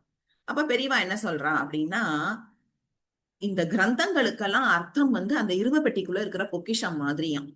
சோ நம்ம டெய்லி அந்த பொக்கிஷத்தை எடுத்து திறந்து பார்த்து யூஸ் பண்ணணுங்கிற நெசசிட்டி கிடையாது. பட் என்னைக்காவது ஒரு நாள் அதுக்குள்ள என்ன வச்சிருக்கா அப்படிங்கிற ஒரு கியூரியாசிட்டி நமக்குள்ள கட்டாயம் வரும், வராது போகாது. ஓகேவா? அந்த பொக்கிஷமா இத்தனை கால வருஷம் நம்ம பாதுகாத்துன்னு வரோங்கிறச்சே அந்த பொக்கிஷத்தை ஏதோ ஒரு நாள் திறந்து எடுத்து பார்ப்போம். திறந்து எடுத்து பார்த்துட்டு ஆஹா இந்த விஷயம் இதுக்குள்ள இருக்கா அப்படின்ட்டு ஆனந்தப்பட்டு நம்ம குழந்தைகளை கூப்பிட்டு அதாவது அடுத்த ஜெனரேஷன் அவளை கூப்பிட்டு, இது இத்தனை வருஷ காலம் இதுக்கு வயசாருது, இதை நான் இவ்வளவு நாள் பத்திரப்படுத்தி வச்சுட்டு இருக்கேன், இத நீ உன்னோட காலத்திலயும் பாதுகாத்து வச்சுக்கணும் அப்படின்ட்டு அந்த பொக்கிஷத்தை பாஸ் ஆன் பண்றோம் பத்தேலா. அதே மாதிரி ஒரு கிரந்தத்தினுடைய அர்த்தம் தெரிஞ்சுக்கிறது எத்தனை அவசியம் அப்படிங்கறது தான் பெரியவா இந்த விஷயம் மூலமா எக்ஸ்பிளைன் பண்றான். கிரந்தத்தினுடைய அர்த்தமானது இந்த பொக்கிஷம் மாதிரி. நம்ம தினந்தோறும் இல்ல எடுத்த உடனேயே அந்த அர்த்தத்தை பார்த்துக்கணும், அர்த்தம் தெரிஞ்சுதான் பாராயணம் பண்ணணும் அப்படிங்கிற நெசசிட்டி கிடையாது. ஆனா கத்துன்ட்டோம், பாராயணம் பண்ண ஆரம்பிச்சிட்டோம், நாமாக்கள்லாம் ஸ்பஷ்டமா நாக்குல வருது, அம்பாளுக்கு அர்ப்பணம் பண்றோம், மனப்பாடம் பண்ணிட்டோம், எல்லாம் ஓகே. இந்த ஸ்டேஜ் எல்லாம் தாண்டினதுக்கு அப்புறம் நமக்கு உள்ளூர ஒரு ஆசை வரும். ஸ்ரீமாதா அப்படின்ட்டு ஒரு நாமா இருக்கு, அதுக்கு என்ன அர்த்தம், எதனால அப்படி எழுதியிருப்பா, அப்படி எதனால வாக்தேவிகள் வந்து இத வந்து அனுகிரகம் பண்ணியிருப்பா அப்படிங்கிற ஒரு கியூரியாசிட்டி நமக்குள்ள வரப்போ அந்த சமயத்துல அந்த அர்த்தத்தை பார்த்து தெரிஞ்சுட்டோம் அப்படின்னாக்க நாமாக்களை இன்னும் நன்னா அனுபவிக்கலாம். சோ இது லலிதா சகஸ்ரநாமத்துக்கு மட்டும் கிடையாது, எந்த ஒரு கிரந்தமானாலும் அர்த்தத்தோட படிச்சோம் அப்படின்னாக்க அதோட இம்பாக்டே வேற. அர்த்தம் தெரிஞ்சாதான் படிக்கணும் அப்படிங்கிற கம்பல்ஷன் இல்லை. ஆனா அர்த்தத்தையும் தெரிஞ்சுட்டு படிச்சா நம்ம அத ஜம்முன்னு அனுபவிக்கலாம். நாம அனுபவிக்கிறது மட்டும் இல்லாம நமக்கும் அம்பாளுக்கும் இருக்கிற அந்த கேப் வந்து குறைஞ்சு போயிடும். ஏன்னா இப்ப லலிதா சகஸ்ரநாமம் அப்படின்னு எடுத்துட்டோம்னா அதோட பலன் வந்து எண்ணற்ற பலன்கள். அதெல்லாம் வந்து லௌகீக விஷயங்களுக்கான கிடைக்கிற பலன்கள். கட்டாயம் அம்பாள் அனுகிரகம் பண்ணாது இருக்க மாட்டான். பட் அதையும் தாண்டி நம்ம தினந்தோறும் பாராயணம் பண்ணிட்டு வரோம்னு வச்சுக்கோங்களேன். பாராயணம் பண்ண பண்ண பண்ண என்ன ஆகும், நமக்கு அம்பாள் மேல பக்தி ஜாஸ்தி ஆகும். அந்த பக்தி வந்து பிரேமையா மாறும். பிரேமையா மாறச்சே அம்பாள் என்ன பண்ணுவா, அவ இருக்கிற இடத்துல இருந்து கொஞ்சம் இறங்கி நம்மள அண்ட வருவா. அவ வர்றது மட்டும் இல்லாம நம்மளையும் கொஞ்சம் அவ கிட்ட இழுத்துப்பான் இல்லையா? அப்போ அந்த பக்தி ஜாஸ்தியாற நேரத்துல இந்த அர்த்தத்தையும் சேர்ந்து நம்ம அனுபவிச்சோம்னு வைங்களேன், அம்பாள் இடத்துல பக்தி பிரேம எல்லாம் வந்து அவளை அப்படியே வந்து ரசிக்க ஆரம்பிப்போம். ரசிக்க ஆரம்பிச்சு அவளை வந்து கொண்டாட ஆரம்பிப்போம். எப்போ அம்பாளை கொண்டாடுறோமோ அப்போ நமக்கும் அவளுக்கும் இருக்கிற நடுப்புல இருக்கிற அந்த கேப் கம்மியாகி கனெக்டிவிட்டி ஜாஸ்தியாகும், கனெக்ஷன் ஜாஸ்தியாகும். அந்த ஒரு காரணத்துக்காக தான் வந்து அர்த்தத்தை தெரிஞ்சுட்டு பாராயணம் பண்ணுவோம் அப்படின்னாக்க அதோட வைப்ரேஷன் வேற, அதோட இம்பாக்ட் வேற. சோ அப்படி இருக்கிறச்சே முதல்ல தியான ஸ்லோகத்துல இருந்து நம்ம ஆரம்பிப்போம். ஆல்சோ எவ்ரி கிளாஸ்ல ஹியர் அண்ட் தேர் குட்டி குட்டி விஷயங்கள் அபார்ட் ஃப்ரம் பாவார்த்தம், apart from the Sahasranama meaning நம்ம வந்து அனுபவிக்க போறோம். ஏன்னா எல்லாத்தையும் ஒரே கிளாஸ்லயே சொன்னோம்னு வச்சுக்கோங்களேன், நம்மளால நாமாக்குள்ள என்டர் பண்ணவே முடியாது. அதனால இது கொஞ்சம் அது கொஞ்சமா ஸ்பிளிட் பண்ணி நம்ம ஒரு ஒரு விஷயங்களா அனுபவிச்சுன்னு வருவோம். அதாவது லலிதா சஹஸ்ரநாமத்தோட மகிமை என்ன, அம்பாளோட எதிர்பார்ப்பு என்ன, எதுக்காக நம்ம லலிதா சஹஸ்ரநாமம் படிக்கணும், படிச்சா நமக்கு என்ன பலன் அப்படிங்கறதெல்லாம் வந்து யார் படிக்கணும், எப்படி படிக்கணும், எல்லாமே சொல்லப்பட்டிருக்கு. சோ ஒரு ஒரு கிளாஸ்லயும் நம்ம வந்து கொஞ்சம் கொஞ்சம் கொஞ்சமா வந்து நம்ம அதை அனுபவிச்சுண்டு அதோட சேர்ந்து நாமாக்களை அனுபவிக்கலாம். இன்னைக்கு வந்து தியான ஸ்லோகத்தை ஃபர்ஸ்ட் ஆரம்பிக்கலாம். ஒரு தடவை தியான ஸ்லோகத்தை பாராயணம் பண்றேன், கூட சேர்ந்துட்டு மியூட்ல எல்லாருமே சொல்லிட்டு வாங்கோ. அதுக்கப்புறமா எப்பொழுதுமே எந்த ஸ்லோகத்துக்கான நம்ம அர்த்தம் பார்த்தாலும் அந்த ஸ்லோகத்தை ஒரு தடவை சிரவணம் பண்ணணும், அதுக்கப்புறம் தான் அர்த்தத்துக்குள்ள போகணும். அந்த வகையில முதல்ல தியான ஸ்லோகத்தை ஒரு தடவை பாராயணம் பண்ணிடுறேன். ஸ்ரீமாத்ரே நமஹ. ஸ்ரீலலிதா மகாத்ரிபுர சுந்தர்யை நமஹ. சிந்தூராருண விக்கிரகாம் திரிநயனாம் மாணிக்யமௌலிஸ்ஃபுரத்தாராநாயக சேகராம் ஸ்மிதமுகீம் ஆபீனவக்ஷோருஹாம் पाणिभ्यामलिपूर्णरत्नचषकं रक्तोत्पलं बिभ्रतीं सौम्यां रत्नघटस्थरक्तचरणां ध्यायेत् परामम्बिकाम् अरुणां करुणातरङ्गिताक्षीं धृतपाशाङ्कुशपुष्पबाणचापाम् अणिमादिभिरावृतां मयूखैः अहमित्येव विभावये भवानीम् ध्यायेत् पद्मासनस्थां विकसितवदनां पद्मपत्रायताक्षीं हेमाभां पीतवस्त्रां करकलितलसत् हेमपद्मां वराङ्गीं सर्वालङ्कारयुक्तां सततमभयदां भक्तनम्रां भवानीं श्रीविद्यां शान्तमूर्तिम् सकलसुरनुतां सर्वसम्पत्प्रदात्रीं सकुङ्कुमविलेपनामलिकचुम्बिकस्तूरिकां समन्दहसितेक्षणां सशरचापपाशाङ्कुशाम् अशेषजनमोहिनीम् अरुणमाल्यभूषाम्बरां जपाकुसुमभासुरां जपविधौ स्मरेदम्बिकाम्. ஸ்ரீமாத்ரே நமஹ. தியான ஸ்லோகம் அப்படிங்கறதுனால ஃபுல்லா பாராயணம் பண்ணேன். நாமாக்களை பாக்கறச்சே வெறும் அந்தந்த பேராகிராஃப சொல்லிட்டு அந்தந்த நாமாவை சொல்லிட்டு ஆரம்பிக்கலாம். ஓகேவா?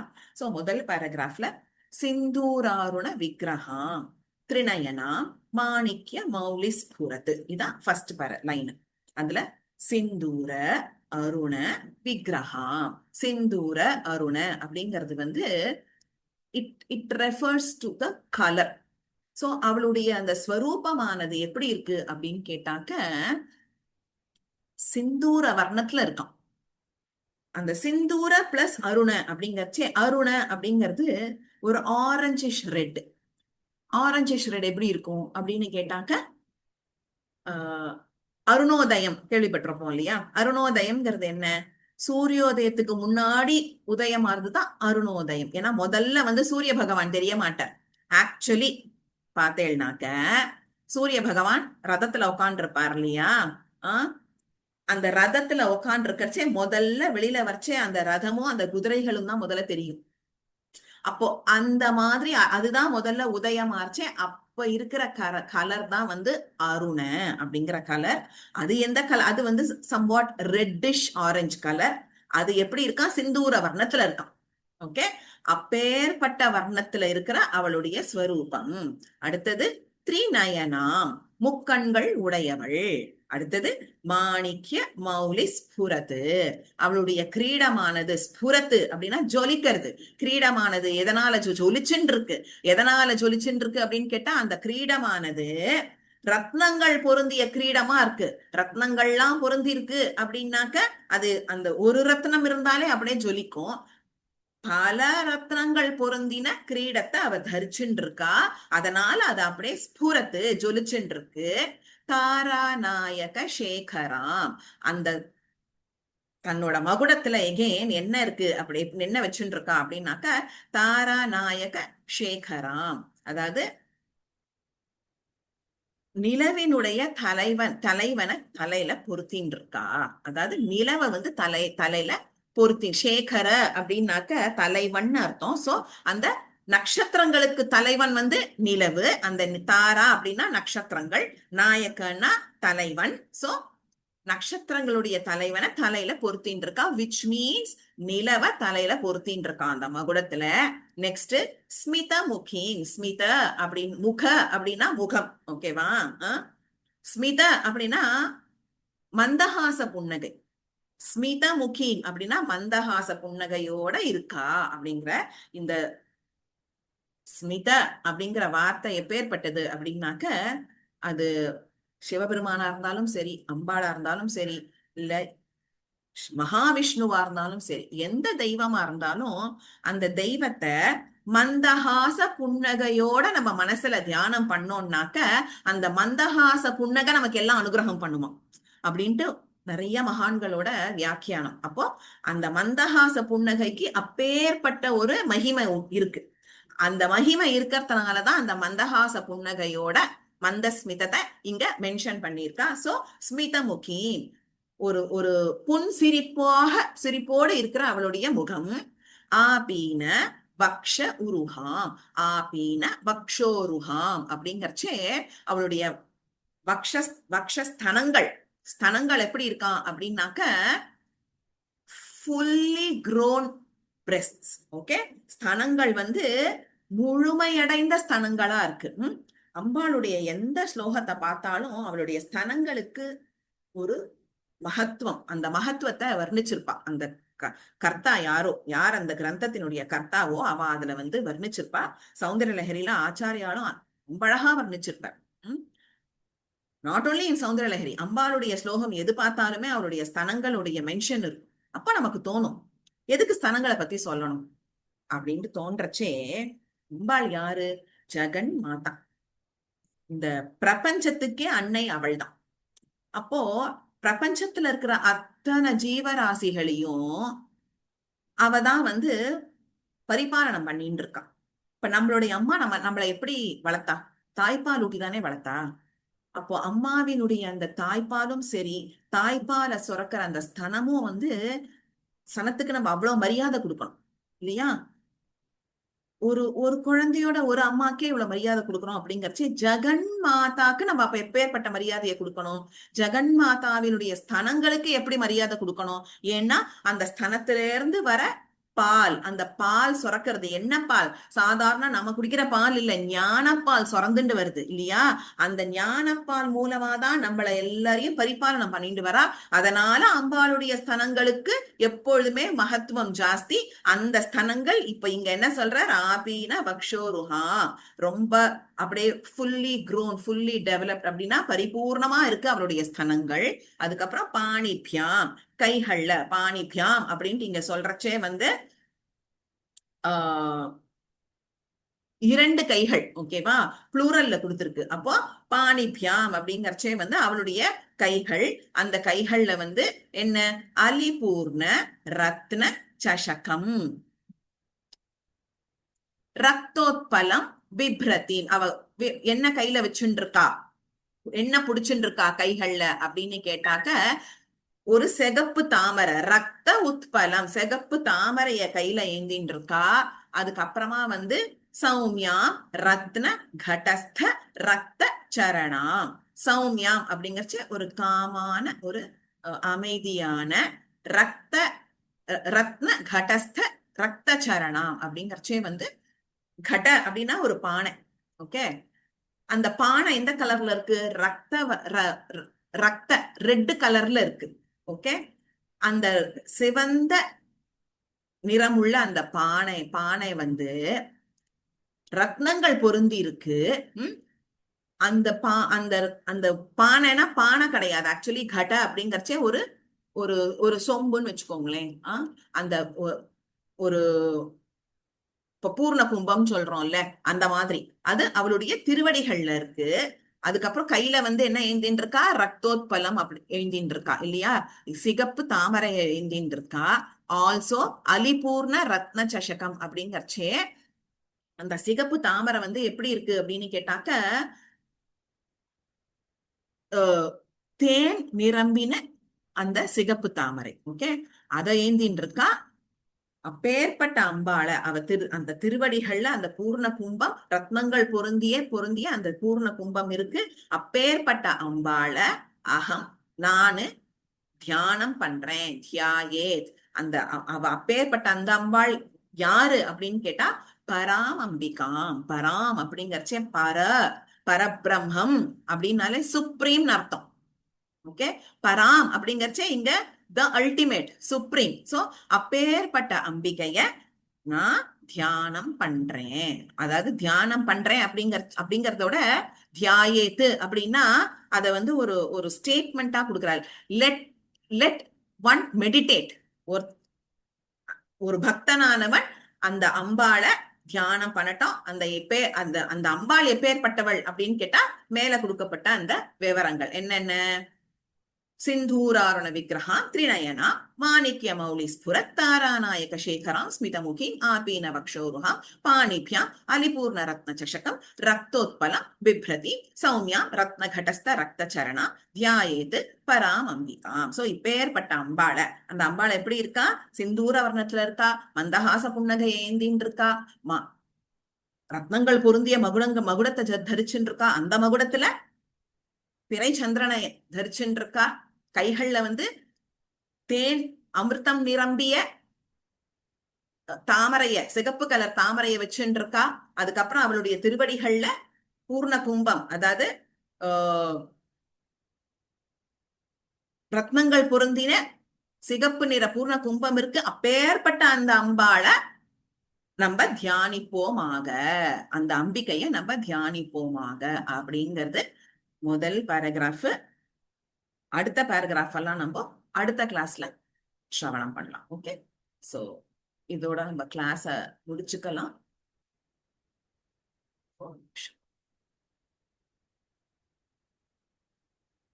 So next week we will continue the Dhyana Shloka meanings from the second paragraph. சரியா? Yes, thank you all. யாருக்காவது ஏதாவது கேட்டுக்கணுமா, சொல்லணுமா? கிளாஸ் முடிச்சுக்கலாமா நம்ம? எஸ், ஒரு சைலண்ட் சொல்லுங்க. யாராவது வரையலாம், லைன்ல வரையணும். இது அத அம்பாளோட மகிமைய பத்தி எத்தனை தடவை சொன்னாலும் கேட்க கேட்க அழுக்கவே மாட்டேங்கிறது. இதை எடுத்தோன்னா அபிராமி அந்தாதி எடுத்தா அது ஒரு ஸ்பெஷல் இதா இருக்கு. சௌந்தர லஹரி எடுத்தா அது ஒண்ணு இருக்கு. இதுக்கெல்லாம் ஹெட் மாதிரி இந்த லலிதா சஹஸ்ரநாமம் எத்தனை தடவை கேட்டாலும் அழுக்க மாட்டேங்கிறது. அவளோட வர்ணனையும் அதுவும் கத்துக்க கத்துக்க கத்துக்க சரி இன்னொரு வாட்டி யாராவது சொல்லி கொடுத்தா கூட ஓகே, இது சஹஸ்ரநாமத்தை சொல்லிக்கலாம்னு தான் தோன்றது. அப்படிதான் தோன்றது. அது நம்மளோட இது. ஆமா, இதை எப்படி பாக்கணும்னா அந்த அம்பாளுடைய கிரந்தம் எதுவானாலும் நீங்க சொன்ன மாதிரி அது அபிராமி அந்தாதியா இருக்கட்டும், சௌந்தரலஹரியா இருக்கட்டும், மூக்க பஞ்சசக்தியா இருக்கட்டும், அதுக்கப்புறமா ஆனந்த சாகர ஸ்தவம்னு ஒண்ணு இருக்கு. கிரந்தங்கள் எத்தனையோ இருக்கு. அதாவது ரொம்ப பிரபல்யமா பேசப்படுறது லலிதா சஹஸ்ரநாமம், சௌந்தரலஹரி தான். சோ இதெல்லாம் அடியனுடைய ஒரு தாழ்மையான எண்ணம் என்னன்னா, சோஸ்திரம் கத்துக்கிறது ஒண்ணு, அர்த்தத்தை தெரிஞ்சுக்கிறது ஒண்ணு. அந்த புஸ்தகத்தை தொடணும் அப்படின்னாலே அதுக்கு ஒரு அனுகிரகம் வேணும். அதுக்கு அம்பாள் அனுகிரகம், குரு கிருபை, இது நமக்கு அந்த கட்டாட்சம் இருந்தா தான் நம்மளால அத பண்ணவே புஸ்தகத்தையே தொட முடியும். மேலும் மேலும் எத்தனை தடவை பாராயணம் பண்ணாலும், எத்தனை தடவை நம்ம அதை சிரவணம் பண்ணாலும், அர்த்தங்களை கேட்டாலும் அதுக்குமே அந்த குரு கிருப்பை தான் மூல காரணமா இருக்குன்ட்டு நம்ம சொல்லணும். இப்ப நீங்க சொன்னதுனால ஜஸ்ட் ஒரு இது என்னன்னா, சௌந்தரலஹரி அபிராமி அந்தாதி ரெண்டுமே அதோட ஆத்தர் வேற வேற. இது அபிராமி பட்டர், ஒண்ணு ஆச்சாரியன். ரெண்டு பேரும் சமகாலத்தவா கிடையாது, வேற வேற பீரியட்ல வாழ்ந்தவா. ஆனா லஹரியில சொல்லப்பட்டிருக்கிற விஷயங்களை இவர் அத்தனை அழகான தமிழ்ல அவ்வளவு அழகா சொல்லியிருப்பார். அது எப்படி? சோ அந்த மகான்களுக்குள்ள ஒரு டெலிபதி மாதிரி ஒரு கனெக்ஷன் பகவான் தானா உண்டு பண்ணி, அம்பாள் தானா உண்டு பண்ணி அதை அவ ரெண்டு பேருக்கும் அனுகிரகம் பண்றாங்கச்சே அவெல்லாம் அருட்கவிகள் தான். சோ கம்பாரிசன் பார்த்தேன்னாக்க அவ்வளவு அழகா இருக்கும். அதே மாதிரி சௌந்தரலஹரியில சொல்லப்பட்ட அந்த விஷயங்களுடைய அந்த கனெக்ஷன் வந்து நம்ம லலிதா சகஸ்ரநாமத்திலையும் பார்க்கலாம் ஆமா கரெக்ட். ஆமா இல்லையா? மூலம் ஆமா. லலிதா சகஸ்ரநாமம் அப்படின்னா கூட ஆச்சாரியாளுக்கு அந்த மாதிரி ஒரு அனுகிரகம் கிடைச்சு ஒரு ஸ்லோகத்தை இயற்றி இருக்கார் அப்படிங்கிறது அது அவருடைய மேன்மை ஒண்ணு, நமக்கு அது கிடைச்சது நம்மளுடைய பாக்கியம். ஆமா ஆமா கரெக்ட். ஆமா ஆமா வெல் செட், கரெக்ட். அது எத்தனை தடவை கேட்டாலும் நமக்கு வந்து அழுக்காது. அண்ட் இன்னொன்னு என்னன்னா, ஒரு தடவையும் நம்மளோட அந்த நம்பரை இன்க்ரீஸ் பண்ணிட்டே வச்சே we get closer to அம்பாள். ஆமா நம்ம கரெக்ட். வந்து ஒரு பிரார்த்தனைனாலயோ ஒரு வேண்டுதல்னாலயோ நான் லலிதா சஹஸ்ரநாமம் படிச்சா எனக்கு இது கிடைக்கும், சௌந்தரலஹரி படிச்சா இது எனக்கு கிடைக்குங்கிற ஒரு எண்ணம்லாம் தாண்டி நம்ம ஸ்லோகம் ஒரு அடி அம்பாள் கிட்ட எடுத்து வைக்கிறச்சே we start loving அம்பாள். பக்திங்கிறது ஒரு பக்கம் இருக்கும், ஆனா அம்பாள் நம்மாத்து குழந்தை மாதிரி நம்ம பார்க்க ஆரம்பிச்சிருவோம். ஆமா, ஒரு ஸ்டேஜுக்கு அப்புறமே நமக்கு வந்து இது வேணும் அது வேணும், நம்ம என்னத்தை கேக்குறது, நமக்கு என்ன வேணுங்கிறது நம்மளை விட பெட்டரா அவளுக்கு தான் தெரியும். எக்ஸாக்ட்லி. ஆமா ஆமா அந்த மாதிரி தோணி போயிடுறது இப்பெல்லாம். அதே மாதிரி முத்துசுவாமி தீட்சிதரோட நவாபரணம் கீர்த்தனைகள் வந்து அது வந்து நம்ம இந்த சகஸ்ரநாமம் இதுக்கு ஈக்குவலண்ட் தான் அது. ஆனா நம்ம வந்து பாபநாசம் சிவனோட தமிழ் பாட்டுகள் சிலதெல்லாம் கேட்டா சிவகாம சுந்தரி அந்த மாதிரி ஒரு பாட்டை கனவுல கூட நினைச்சு பார்க்க முடியாது இப்ப. அது எவ்வளவு தமிழ்லயும் அவ்வளவு சூப்பரான பாடல்கள்லாம் இருக்கு. அதனால அப்புறம் அபிராமி அந்தாதி சௌந்தரலஹரிக்கு ஈக்குவலா தானே நம்ம அதை ட்ரீட் பண்றோம். ஒரு தராசுல வச்சா ரெண்டும் சமமா இருக்கு. ஆமா சமம் தான் அது ரெண்டும்.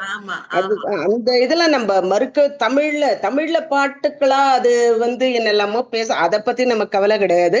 ஆனா அபிராமி அந்தாதியும் எவ்வளவு இதா இருக்கு. நான் தான் பாபநாசம் சிவன் அபிராம பட்டர் இவெல்லாம் கிட்டத்தட்ட இதான் அவளுக்கு ஈக்குவல் தான். அது சான்ஸ்கிரிட்ல இருக்கு, இது தமிழ்ல இருக்கு, அதுதான் வித்தியாசமே தவிர்த்து கான்செப்ட் ஒண்ணுதான். வித்தியாசம் இருக்கு, கான்செப்ட் ஒண்ணு. இதோட பர்பஸ் என்ன அப்படின்னு பார்த்தாக்க யாருக்கு எது வேணுமோ அவ எடுத்துக்கலாம். we don't get restricted in a circle. நம்மளுடைய எதிர்பார்ப்பும் தேவைகளும் நிறைய இருக்கிறதுனால அந்தந்த லெவல் ஆஃப் மனுஷன். அதுக்காக சம்ஸ்கிருதம் தெரிஞ்சவா ஒஸ்தி, தமிழ் தெரிஞ்சவா கம்மி அப்படிங்கிற இதுவே கிடையாது. யாருக்கு எது ரசனை ஜாஸ்தி இருக்கோ அதை அவ அனுபவிக்கும் அப்படின்ட்டு மகான்கள்லாம் வந்து நமக்கு வந்து அப்படியே வாரி வாரி அள்ளி கொடுத்துருக்கா. ஆமா கரெக்ட் தான். அது நம்ம வந்து இன்டெப்த் எல்லாம் அதை வந்து போகாம இருக்கிறதுக்கு தான் நம்ம பார்க்கணும். ஏன்னா அதை வந்து நம்ம போட்டு அதெல்லாம் குழப்பிக்கிறது அதெல்லாம். ஆமா, இது நம்ம இப்ப சொல்றாளா இது அப்படியே மனசுல வாங்கிட்டு நம்மளால எவ்வளவு ஃபாலோ பண்ண முடியுமோ அதை பண்ணிட்டு போறதுதான் நல்லது, அவ்வளவுதான். ஆமா அதுதான். இது இப்ப நீங்க சொல்றச்சே ஒரு சின்ன இது சொல்ல தோன்றது. ஒரு குரூப்புக்கு வந்து ஷியாமலா தண்டகம் பண்ணிட்டு இருக்கேன். அதுல வந்து ஏன் அம்பாள் காளி வந்து காளிதாசருக்கு அனுகிரகம் பண்ணணும், அடிமுட்டா இருந்தார், அவருக்கு ஏன் அனுகிரகம் பண்ணணும், என்ன விளக்குறான்னா அவர் மனசுல எதுவுமே இல்ல, மண்டக்குள்ள எதுவுமே இல்ல. அப்ப எதுவுமே இல்லங்கிறச்சே பக்திய கொடுத்து ஈஸியா மோல்டு பண்ணிடலாமா பகவான்னால. கரெக்ட் தான். நம்ம ஹாஃப் மேக்கரா இருந்தா இப்ப நீங்க சொன்ன மாதிரி அதுக்குள்ள போய் ஆர்கியூ பண்ண ஆரம்பிச்சு குழப்பங்கள் எல்லாம் இல்லையா? சோ அவர் எதுவுமே இல்லாதனால காளி மாதா அனுகிரகம் பண்ணி எடுத்ததுமே தண்டகத்தை பாட ஆரம்பிச்சுட்டார். விஷயங்களை பாக்கறச்சே மனசு வந்து அப்படியே தெளிவா இருக்கணும். தெளிஞ்ச நீரோட மாதிரி அப்படியே இருந்ததுனாக்க அவ என்ன தேவையோ அதை மட்டுக்கும் நம்ம அப்படியே எடுத்துக்கிற மாதிரி ஒரு சூழ்நிலை நமக்கு கொடுத்துருவா அம்பாள். போய் தேவையில்லாத டவுட்ஸ் நாமளே எடுத்துட்டு சந்தேகம் வந்தா அதோட வேல்யூ குறைஞ்சு போயிடும். ஆமா, என்னத்துக்கு ஆராய்ச்சி பண்ணிட்டு எதையுமே ரொம்ப ஆராய்ச்சி பண்ண. நமக்கு வந்து நம்ம அம்மா கிட்ட நம்ம என்ன சொல்றோமோ அந்த மாதிரி சிம்பிளா எனக்கு நீ இது வந்து உனக்கு தெரியும், எனக்கு எப்ப பண்ணணுமோ அப்ப இப்ப அந்த மாதிரி ஏஜ் ஆனதுக்கு அதுக்கும் அந்த மாதிரி தோணி போயிடுறது. இப்பெல்லாம் என்னை விட உனக்கு பெட்டரா தெரியும், அதனால எனக்கு எது கரெக்டோ அதை நீ கொடு, அவ்வளவுதான். இவ்வளவு தூரம் கொடுத்துருக்கிறதே பெரிய விஷயம் இல்லையா? அப்படின்னா அதனால நம்ம எங்க போனாலும் நமஸ்காரத்தை பண்ணிட்டு வர வேண்டியதான். ரொம்ப டிபேட்ல எல்லாம் இறங்காம இருக்கும். ரொம்ப தேங்க்ஸ் மாமி, நீங்க சொல்றது கொஞ்சம் லேட்டா ஜாயின் பண்ணேன், அதனால. காயத்ரிஜி, நீங்க என்னமோ கேட்டிருக்கேன். ஆமா, அடியன் வந்து பிடி பாணி ஐயரோட பேத்தி தான், ட்ரிப்ளிகேன். மெசேஜ் அனுப்பிச்சிருக்காவா? எஸ். ஓகே, சோ நம்ம கிளாஸ முடிச்சுக்கலாம். சைலண்ட் பிரேயர் பண்ணிட்டு அம்பாளை பிரார்த்தனை பண்ணிட்டு ஆச்சாரியாலையும் பெரியவாளையும் தியானம் பண்ணி அப்படியே கிளாஸ் முடிச்சுப்போம். Silent prayer. மாமி, நானும் திருவல்லிக்கேணி உஷா சார் ஃப்ரம் ஜார்க்கண்ட். ஜார்க்கண்ட்ல இருந்து. நமஸ்தே. நமஸ்தே ஜி. நமஸ்தே. நமஸ்தே. நானும் ஜார்க்கண்ட்ல இருந்து. அங்கே திருவல்லிக்கேணில நீங்க வந்து 36 இயர்ஸ் ஆயிடுச்சு. Okay okay. சந்தோஷம் சந்தோஷம்மா, சந்தோஷம். தேங்க்யூ. எஸ், சைலண்ட் பிரேயர் பண்ணலாமா? ஓகே.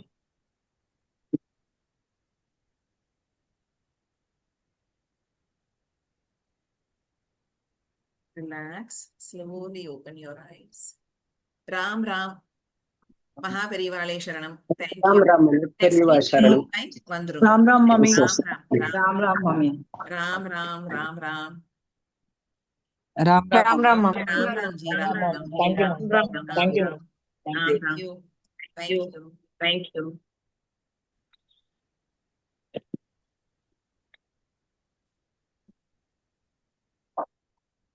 Yes, நான் லைன் கட் பண்ணி